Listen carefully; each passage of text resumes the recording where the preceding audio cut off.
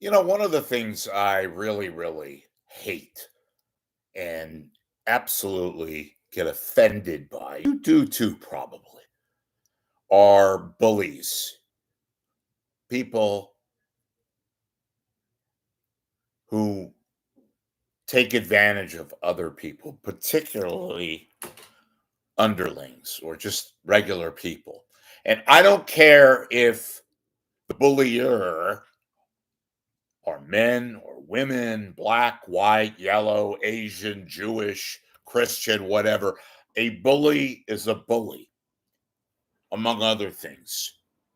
So when I was working as a news sports guy in San Francisco media, when we had a legitimate media, they had these two Yentas, and I knew right away they were Yentas. Susan Slusser used to cover the Oakland A's as a beat writer for the San Francisco Chronicle. Did a fairly good job, nothing out of the ordinary, but she was efficient, professional, yada, yada, whatever. Did an adequate job. And her length was her resume topper. That's basically what got her to the top. And I'm not putting her down. I'm just saying that's what she was known for. And then she became the president of the Baseball Writers Association of America, which was awarded to kiss a lot of ass and to try to show women that, oh, we're very hip. We want to show that we can put a woman. In the case of Slusser, who had no indelible flair as a writer, they gave her the job as president of the Baseball Writers Association. Anyway, look, it's of course it's an opinion, but I know too much. You know, she got there basically because of her gender, nothing else. So we'll get back to her in a second. Then there's Killian, a complete and utter fraud.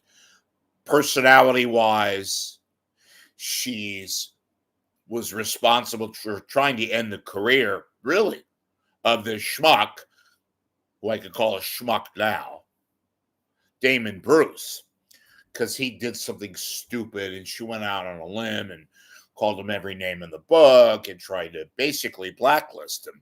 This was like 10 years ago, and I'm not one to cast aspersions on various people, except now, for example. But when you try to end somebody's career based on some stupid thing, and it was a stupid thing that he did, it was some anti-woman rant or something like that. So she called him out, but she went beyond that. She tried to end his career. Now, look, I don't castigate Killian just for that reason. Killian is a bully in the sense that she not only bullies underlings, she also makes life miserable for a lot of people, especially with those she considers as anti-women and anti-feminist, even if those people have no history, excuse me, at a Peter Brady moment, no history of showing any distolerance towards women. But she goes out of her way to make life miserable for various people. A very famous San Francisco personality, who I will leave their name out of this. About a couple of months ago, I was told, and I had it verified, was walking by both of these women. And this person said, "Hey, ladies, how are you gals doing today?" And Killian shouted out, "Well, we're not gals." She wasn't kidding. To which I told this person that he should have said something which probably would not have been politically correct. In any event, look, folks, I don't like intimidators. I don't like people that hurt or try to hurt little people that I've been told about that these two go after. Slusser is basically a fangirl. I'm sorry I have to put it that way. She's never been critical. She loves to cheer. She's a cougher, no. She's never critical. Madam President. And she covers the Giants now. And look, there's been things written about her and various whatever. I judge a person basically on what they're like when they're not working. Okay? And look, Slusser, I've heard her on radio.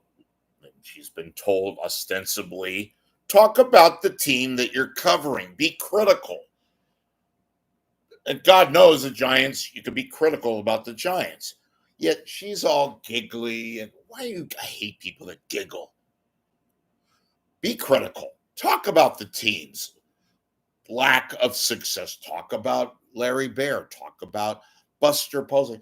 Give an analysis. That's why you're there. But that's having to do with her job as a beat reporter. She was never critical of the A's. She giggled a lot. She did shows, and it was always kind of like straight out of the Booster Club.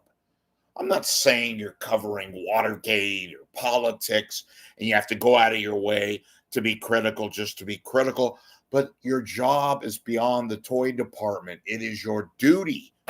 Even if you're on with a kiss ass like Greg Papa, who refers to you as Suze and Madam President, as if that's cute, Greg. Be critical. Show some deference. Show analysis. Yet, I was going to say Killian. I'll get to her in a second. Slusser does neither. She's basically a Booster Club member who happens to be a woman who happens to have covered baseball. But it's always underlying the tone of, I'm just going to talk about how great Buster Posey is and players that I'm going to kiss ass to. There's never any kind of real solid critique, analysis. It's really bad radio when she appears on various radio shows. Killian, on the other hand, every now and then used to write good, but she is really a terrible human being, okay? Now, I've basically never had to endure her. When I was walking around the various press boxes when I covered sports, and I hated it because I had to look at her because she thought and still thinks that she's like everybody's favorite and that she's something. She's a Yenta, folks. If you don't know what that word is, look up Yiddish slang. You probably have heard it. She is a Yenta. She intimidates. She's a bully. And frankly, one of the great things about doing this now is you don't have to kiss their ass anymore, collectively and otherwise. You can berate somebody. You can lampoon people without having to worry about the consequences. And these two are not criticized. Why? Could it have something to do with the fact that they're women? Yet women can intimidate, sometimes even better than men can, and make life uncomfortable for various people and not get called out. Why? Because the callers outers are afraid of a backlash. They're afraid, especially in this movement of Me Too, of getting a backlash amongst women. But you know what? Thank God. Most women who are professional, who have a modicum of professionalism, who have jobs, who have technical grit, who have social wherewithal, they get it. They're especially critical of Yentas and women who place themselves on some pedestal and say things and do things and that are deemed as bulletproof because they know that the press, their fellow colleagues, will not call them out. Like in the Bay Area, dare you not criticize Suze Slusser, Madam President, because the repercussions are enormous. Dare you not call out Ann Killian, because Ann will go out of her way to try to make your life miserable. She's done that. That's why she's built a career staying at the one of the greatest high school newspapers of them all, the San Francisco Chronicle, which now on their internet paper covers burritos and the best hamburger stands in Sausalito.